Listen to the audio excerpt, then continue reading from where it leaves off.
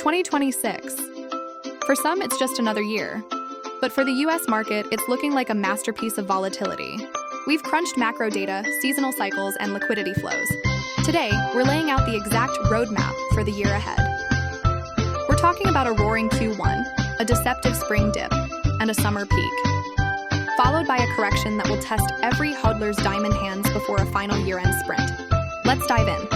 Phase 1, the Q1 melt-up, January to March. We start with the 1Q bull. Historically, the first quarter, especially in a midterm year, benefits from New Year fund inflows and corporate buybacks. There's a deeper story, earnings momentum.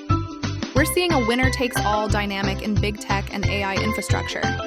With the Fed leaning into a soft landing stance, Q1's narrative is pure optimism.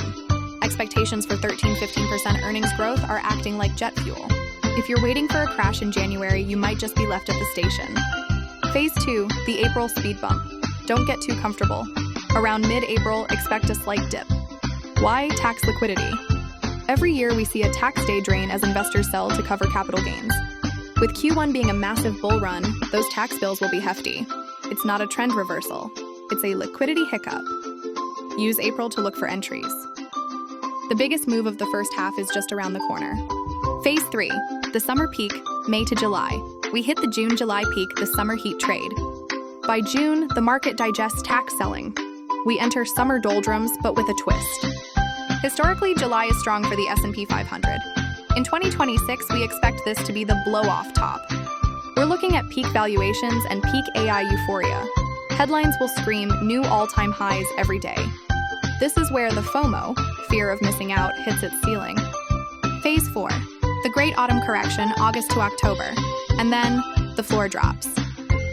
We're forecasting a big correction lasting until October.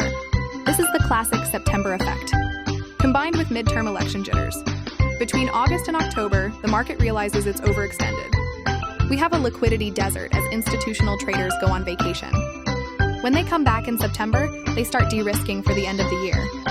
October is known as the bear killer month, but before it kills the bear, it usually creates a lot of pain. We could see a 10 to 15% drawdown here. This is the great shakeout designed to take the lunch money of late summer buyers. Phase 5, the year-end sprint, November to December. But don't count the US market out. As we hit the end of October, the October effect kicks in, not as a crash, but as a bounce.